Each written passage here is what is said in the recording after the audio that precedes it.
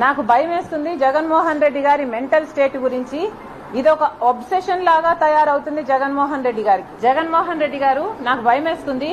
మీరు అద్దంలో ముఖం చూసుకుంటే మీ ముఖం కనిపిస్తుందా, మీకు చంద్రబాబు గారి ముఖం కనిపిస్తుందా? ఎందుకంటే అర్థం కావటం లేదు. సునీత ఇంత గట్టిగా ఈ రోజు న్యాయం కోసం కొట్లాడుతుంటే మీరు చెప్పాల్సిన సమాధానాలు ఈ రోజు వరకు చెప్పటం లేదు. చంద్రబాబు గారు ముఖ్యమంత్రిగా ఉన్నప్పుడు సిబిఐ ఎంక్వైరీ అడిగిన మీరు వివేకానంద రెడ్డి గారి హత్య కేసులో ఆ తర్వాత సిబిఐ ఎంక్వైరీ ఎందుకు వద్దన్నారో దానికి సమాధానం చెప్పండి. నేను క్రాంతి బార్లపూడి, ముద్రగడ పద్మనాభం గారి అమ్మాయిని. మా నాన్నగారిని కేవలం పవన్ కళ్యాణ్ గారిని తిట్టడం కోసమే జగన్మోహన్ రెడ్డి గారు వాడుతున్నారు. ఈ ఎన్నికల తర్వాత ఆయనను ఎటు కాకుండా వదిలేయడం పక్కా. నా పేరు డాక్టర్ గౌతమ్.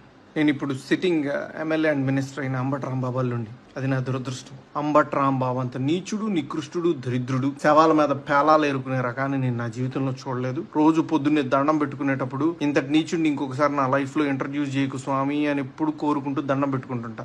అంత భయంకరమైన వ్యక్తి. ఇలాంటి వాళ్ళకి ఓటేస్తే ఇవే సమాజం యొక్క తలరాతలాగా మారి రేపు సమాజం కూడా ఇలానే తయారవుతుంది. దీన్ని ప్రజలు గమనించి సరైన బాధ్యతతో ఓటేసి సరిగ్గా నాయకుడిని ఎంచుకుంటారని ఆశిస్తూ, వైఎస్ఆర్సీపీ పునాదులు రక్తంలో మునిగి ఉన్నాయి.